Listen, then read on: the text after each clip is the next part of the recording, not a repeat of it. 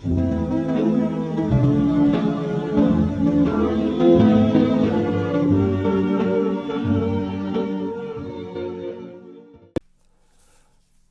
back to the Retro Horror Academy. My name is Daniel Richardson, and before we get started on today's show, I kind of want to go back and kind of apologize for last week's show. For those of you who listened to it, we just kind of dove right in. You'll notice there was the intro music, and then bam, we're just talking about it. And the reason that is last week was not recorded live, or whatever you want to call it. It wasn't recorded, last week. That was actually an excerpt from an episode of Daniel's Horror Talk that I recorded a couple months back. And anyways, instead of trying to because once again, as I mentioned before, I'm restarting, getting the Retro Horror Academy back on its own two legs instead of, having it be a part of another podcast. And so, but when it came time to do it, I didn't really want to have to re-record what I already said. Like, I don't know. I'm the kind of guy that, when you say it once, the magic's there, you're in the moment. You can't duplicate that. Nor do I want to go back and try to make sure I got all the facts right because I threw all my notes away and all that stuff. So I was like, you know what, screw it. We'll just go ahead and upload that excerpt and go from there. And so it may have sounded a little bit rough and rocky because, again, there was no intro, there was no outro. It was just like music, movies, done. So I do apologize. Today's is very similar, though, because two of the three films I've already covered on the previous podcast. And so this is kind of a Frankenstein's patchwork here where I'm literally just taking, both reviews of, the movies and the history behind both films. And then I'm going to record the third one and add it into the mix kind of thing. So I'll give you an intro, I'll give you an outro, and I'll give you that review, and then everything else will be put together. So if it comes off sounding a little odd or uneven, that's the reason why. So let's get down to it. We are looking at 1921 today. As I mentioned last week, the 1920s, especially the early 20s, German expressionism was at an all-time high. Every movie had this, or at least from Germany, had this vibe. And this is really the era of that. But the other kind of, interesting thing about this era is this is also the era of the horror stars. Now, yes, they did not refer to horror films at the time as horror films. They, I don't know what they actually called them. I think they just, they were just films that dealt with the dark, the macabre, and, what have you. Because the term horror didn't come until the 30s when, they didn't really have a list for these movies. They didn't, have a rating system or anything like that. So these are classifying these, under H for, horrific or horrifying or something like that. And then this got shortened over time. Then, it became horror.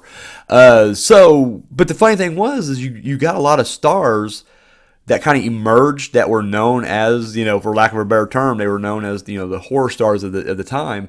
Directors like Fritz Lang and Paul Werner and the guy I'm talking about today as well, F.W. Murnau. And then you also had, actors such as Werner Krauss and Conrad Veidt. If I'm pronouncing these names right at all, I apologize if I'm not. John Barrymore, and of course, coming up soon, Lon Chaney.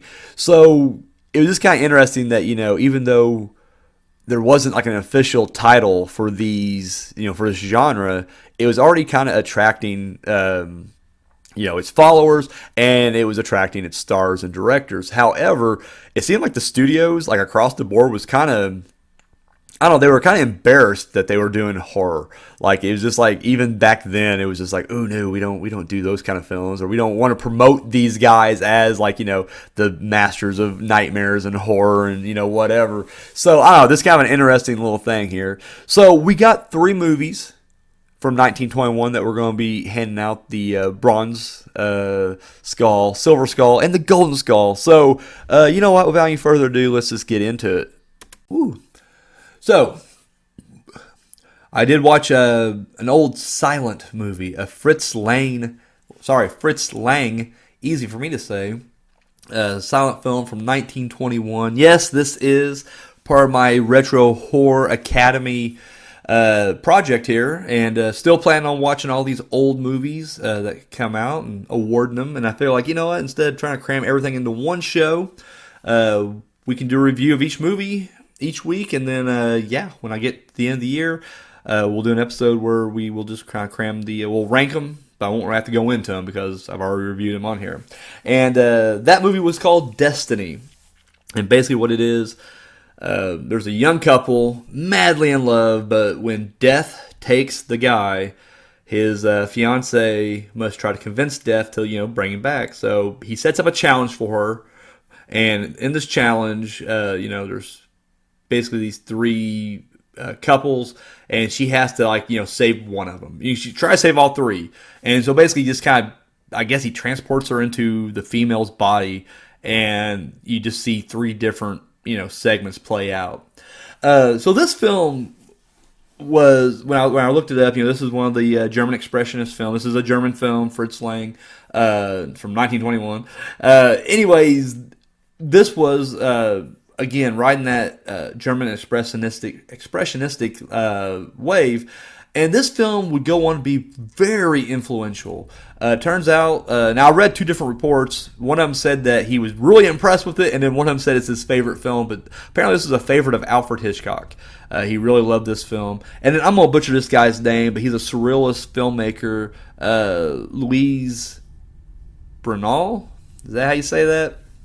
Either way, apparently this is this dude's favorite film too. In fact, Douglas Fairbanks, actor from that era, saw this movie and loved it. There is a flying carpet segment, and so he actually bought up the domestic rights here in America for that film, but he had no intentions of showing it. He just wanted to basically take up all the copies so no one can see the flying carpet trick, so that he can use that in the Alibaba and the 40 Thieves film he would do later on. Or 40 Thieves of Baghdad. I don't know. I didn't watch it, but he did an Aladdin type movie back in the day. So anyways, but yeah, even he was just all over this thing. So after watching it, and once again, like I said, when it came out, the reviews were kind of whatever, but then as it, would kind of gain that international exposure, people loved it. And the funny thing was, it wasn't good in Germany, and the German critics wasn't huge on it until, for whatever reason, when it plays in France, I believe, and it becomes a huge hit over there, then the German critics are okay with it. Almost like they just didn't think I guess to them, the German success wasn't a big deal. Who cares what the German people think? But if other people like it, well, then we change our minds. We love it too. That's the vibe I was getting from reading the article. But either way, this thing would go down as, a huge film from this era. My personal thoughts on it, my little review of it, I enjoyed it. I really liked it. Again, it's kind of, you get three different stories kind of interwoven there, but I like the idea, when death shows up in this small town, already people are freaking out about this dude. And he buys this land next to this cemetery, and he builds a wall around it. But there's no entrance to it. He just builds a circular wall around what he described as his garden. He's wanting to, make a garden, but you can't, and everybody's always wondering, well, who does that? We can't even get in there, and the wall's too high, and so it's secretive, and people keep thinking there's a hidden door somewhere, and you see him just kind of hanging out outside there, and of course it's revealed later on that this is death, and of course you kind of get that right off the bat anyways, because whenever this carriage is coming to bring him into town, he just materializes right in the middle of the fucking road, and then everybody's spooked when they see him and shit, and he looks like the Grim Reaper, this dude. He can't remember the guy from was it Poltergeist 2? The guy who in real life had cancer, and he was not long for this world, but he turned in a hell of a performance in Poltergeist 2. That creepy looking guy. Yeah, he reminds me a lot of that guy. So anyways, this guy comes to town and, like I said, freaks everybody out, puts up his big huge wall, has this little secret garden. And then, like I said, we introduce this young couple, and right off the bat, when they're at this diner and they're sitting with him, and the girl even has a bit of a premonition, and when she goes to get clean up, she comes back, and her fiance is missing, and they all tell her the same thing, yeah, death. And they don't call him death, but they're the stranger took him with him. And of course, she gets to the garden thing, and ghost, just ghosts everywhere, and they're all passing through her into there. And so, anyways, she strikes up a deal with him, and as I mentioned before, he says, "Fine, here are 3 couples. These are 3 relationships. If you can save any of these, then I will grant your husband's release." And of course, the first one takes place like in the Middle East. The second one is in France, I believe, or Italy. Maybe it's Italy. But then the third one is in Japan. And like I said, in each case, it's a tragic end to these star-crossed lovers. In the Middle Eastern one, the woman's married, and sorry, it's her brother who's really weirdly protective of her. But anyways, and I don't know much about my history. I ain't gonna lie, that's not a subject I pay attention to. Probably should have, but apparently, I don't know what the other country it would have been or what this country was, but the Franks. And I don't know. I just imagine like a bunch of Frank Stallones walking around. But anyways, the Franks, this dude, her lover is a Frank, and they don't like that. And so, anyways, they're trying to carry out their affair, and eventually the palace turns on him, and they end up killing the guy. And so, boom, strike one. Next one, we get like I said, I think it was Paris or something like that. And this guy, he's in each of I should mention each of these little segments. The characters from the framing device, or the actors and actresses from the framing device, are all playing characters here. So the girl who just lost her fiance, she's playing the girl in these, stories, and her fiance is, of course, playing the guy in each of these. And of course, all the other characters are kind of, because they introduce all these townsfolk. There's like a judge and a doctor and a school teacher and all this other stuff. There's like 6 of them on the city council. And anyways, they're playing all the characters, and then usually death is the character who either betrays them, turns them in, or murders them, is the character. So anyways, the second one's pretty cool because it's this guy who's married to this young girl, but she's not in love with him. And in fact, she has eyes for this other guy.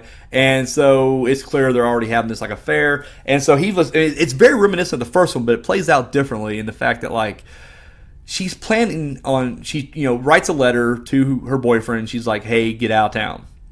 However, this guy, her current fiance, finds out, and he gets the letter. Now, he intercepts it. After brutally murdering the guy who's delivering the letter. That's what I thought was brilliant. The guy delivering the letter, they're just like, "Nope, fuck you." And they just straight up murder him in the street to get the letter back. And I was like, fuck. They aren't playing around in Germany 1921, that's for sure. But I guess we know where Germany's heading at that point, so I guess it shouldn't be too much of a surprise. Anyways, but when he intercepts that letter, he himself gets a letter where this girl is inviting him, his fiance or whatever, invites him and to her place, but she's gonna kill him. Like, she's gonna, have a sword fight and then have one of her servants just knife him in the back with a poison dagger. So he sees this and he switches the letters and he sends the letter to her lover, and he shows up there, and then he gets knifed in the back. And of course, it's it's tragic because it's her fault that it happened. And then finally, it's we go in Japan, where it's this wizard guy, and he's got this these two assistants, and they're dating, and everything's good. I mean, they're happy until they go put on a show for the emperor, and the emperor decides, like, not only he's getting all these like magic presents and everything, but he's like, not only do I want all this magic presents, I want your daughter or whatever she is to him as well. And of course, that's breaking up the two. And so, anyways, we get some amazing sequences here. This is where we get the flying carpet sequence. We get lots of transformation. They're magicians, and there's magic wands and everything. People get turned. Like, she turns because basically the wizard kind of sells her out a little bit. It's like, because like the emperor just says, like, it's either your life or you give her up. And so he just pretty much chooses himself. He's like, I'm sorry, what can I do? And she turns him into a cactus, which is so bizarre, but it happens. And he's still alive. Like, that's the messed up, fucked up thing. Like, you can see his eye, even though the rest of his body is a cactus. And I'm like, that's gotta be fucking just pure agony. Never been turned to a cactus before, but does not look fun. Anyways, so yeah, he turns into a cactus, and so at this point they're on the run, and of course the emperor sends his archer after him on this like flying horse. Again, a spectacle for the eyes, especially in 1921, I'm sure. But of course, the archer shows up and ends up killing the girl this time instead of the guy. So, or no, I think he does kill the guy. Yeah, he turns herself into a statue, turns him into a tiger, and he kills the tiger, thus killing the guy. So there it was, 3 strikes, she's out. So at this point now, she begs him to reconsider. So then he basically just tells her, if you can bring me a soul, somebody who is willing to die, that has, or may not willing to die, just bring me somebody who will trade their life in, and then I will give your fiance back.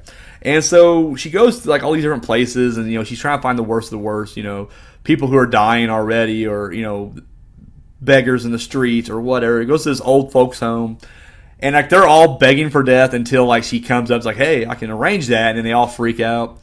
During this freak out, and they're all trying to run, someone knocks over like a candle or something, and the whole place goes up, right? This entire like apartment complex. And so everybody is trying to get out. Well, a baby's left behind. And for a second, she entertains the notion of like, oh my God, I can sacrifice the baby. So she runs in there, grabs this, baby, and then there's death. And he's like, fine, that's the deal. You give me the baby, I end its life, and your fiance goes. But her conscience gets the best of her, and she saves the baby. However, at that point, I guess because she's basically in that building, she's going to burn up too. He basically just kind of takes her with him, and he reunites them anyways. But of course, now she's dead, so they're only reunited on the other side. And it's kind of bittersweet, I suppose. But yeah, what else can you expect here? But I do like the idea that Death's not looked at like a villain, and especially early on, he was even just kind of like I don't even like doing what I have to do. I have to make these tough decisions or, follow through on these things. And so I like that. I like the fact that, he's not just like, it's not like Final Destination where even though it is what it is, they make the death entity seem evil for whatever reason, which really it shouldn't be. It's just death. It's natural.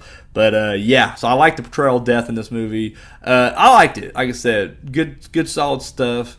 Thumbs up. There are 3 films.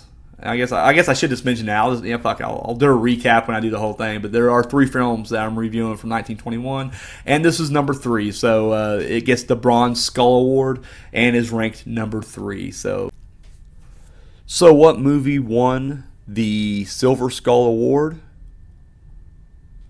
The Haunted Castle. The film itself is about long time ago in the castle days, I guess. They're having this big party, big get together, and the guy, the lord of the castle, whatever you want to call him, he invites all these different people, and one of them is this baroness who's showing up. However, there's a count, and I'm sorry if I'm blanking names. They have weird German names, and I apologize. I guess I should have mentioned this is a German film.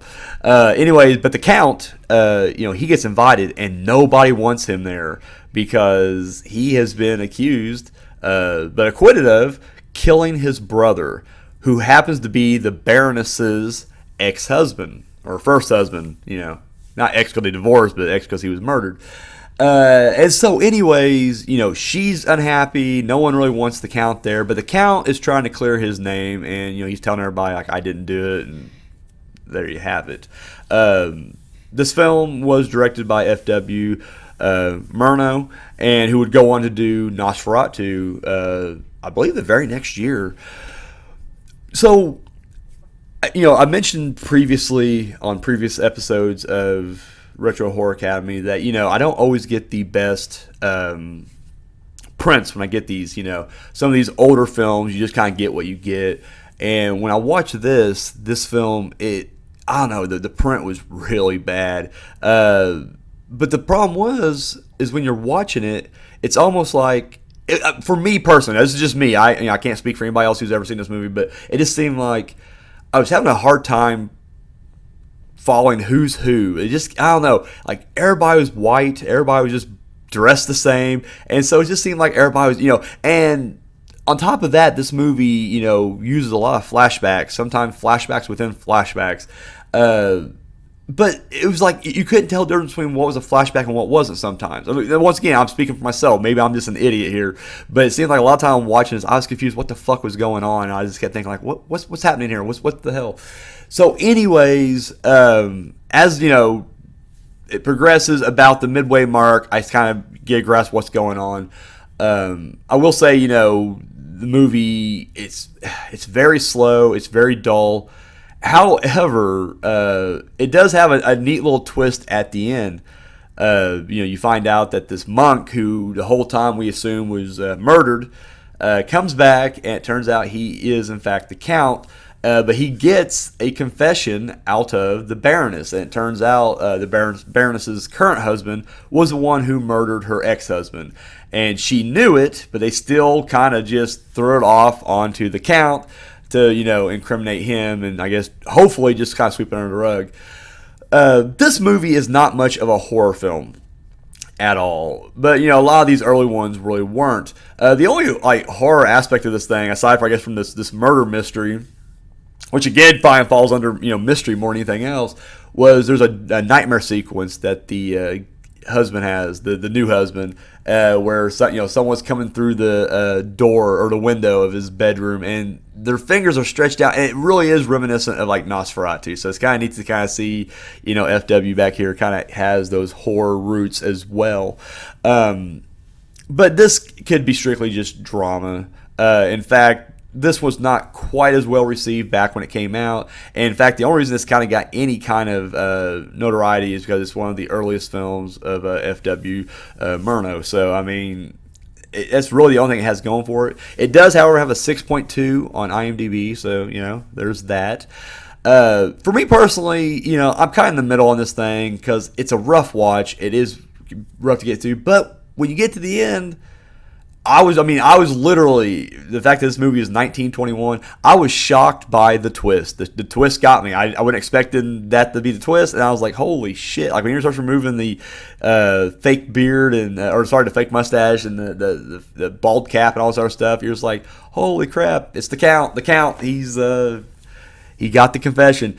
And so, I don't know, the twist kind of puts it over the top for me.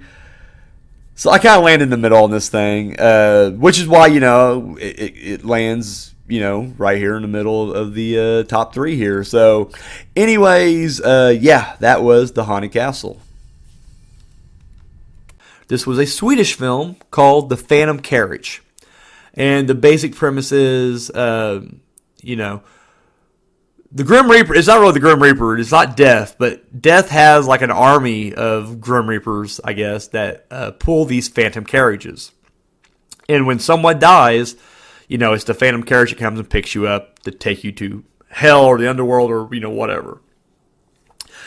However, legend has it that if you die on New Year's Eve and you're the last person to, survive, or you're the last person to die that year, then you basically take over the carriage duties. You relieve whoever who drove it last year, and you become the new carriage driver. What happens is this guy, who's a bit of a piece of shit, alcoholic, gutter dweller, during a scuffle, he gets accidentally bonked in the head, and it kills him. And he now has to come to terms with his shitty mistakes. And, it's kind of like a Scrooge kind of thing, or Christmas Carol. He's kind of shown, the error of his ways, past, present, and potential future. So that was the film. Here's the thing. When I looked into it and did my research about this film, I was really kind of surprised. This was considered a huge film, not just in horror cinema, but cinema in general, and it inspired a lot of people. I always butcher this guy's name. I can never say it right. Ingmar Bergman? Ingard? I don't know. Fucking dude did Seven Seal. That guy, it completely is his favorite film. He watches it he did every year, once a year, every year. And the idea of this Phantom Carriage guy is what kind of gave him the idea of death in the Seventh Seal. And then Kubrick was highly inspired by this movie. So much so, in fact, that there's a scene that he uses in The Shining where Jack's got the axe and he's trying to, take down the door to get to Wendy in the bathroom, or Wendy and Danny in the bathroom. There's a very similar scene in this where, the main character, who's also, he's an alcoholic, struggling with, alcohol abuse and everything, His wife and 2 kids are, in this room. He's locked in the other room, but he has an axe and like a little hatchet. And he's like axing his way through. And so for those alone, I mean, this place will definitely have its ranking in the hallowed halls of the Horror Hall of Fame or whatever. Or in our case, eligible for the gold and silver or bronze skull. In the Retro Horror Academy. Sorry. I'm just trailing off here. But anyways, so, it's good for all that. And again, for its time, the effects are incredible. We look at it now, it may seem primitive, but it's the first time you're seeing like ghosts and spirits walk around and interact and, move through walls and shit. And so, I mean, yeah, for all that. But for me, I guess my biggest issue was, it didn't really feel like horror. And that's unfair in this era because a lot of these movies were never really strictly horror films.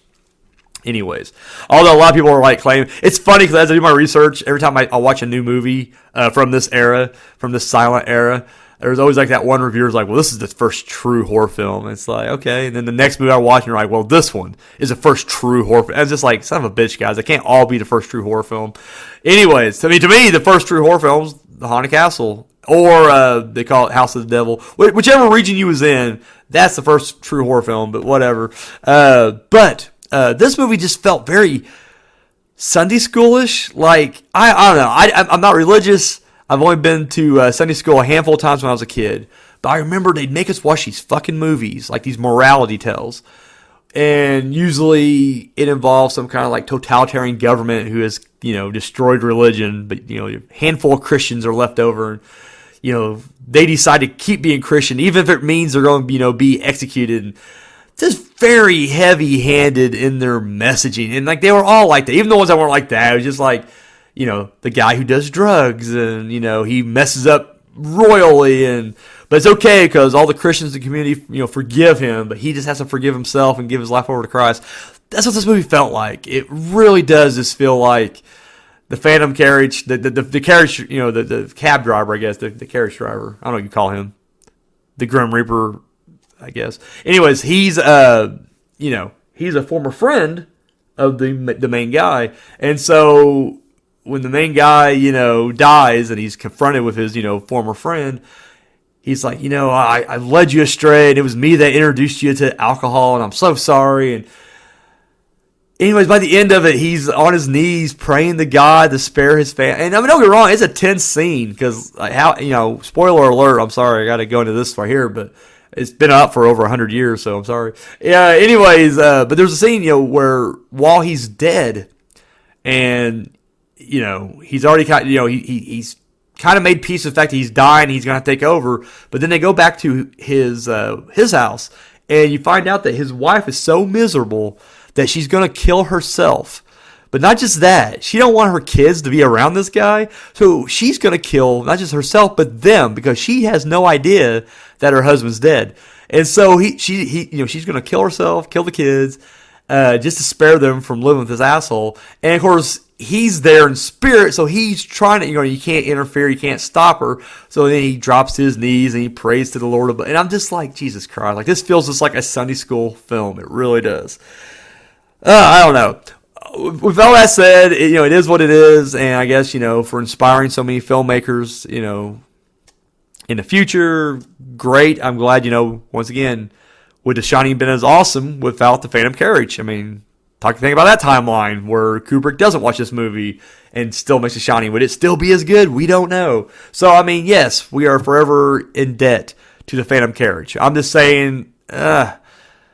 It's kind of a weak watch for me, but, again, I'll give the devil its due. For its time, fucking incredible, I guess. So,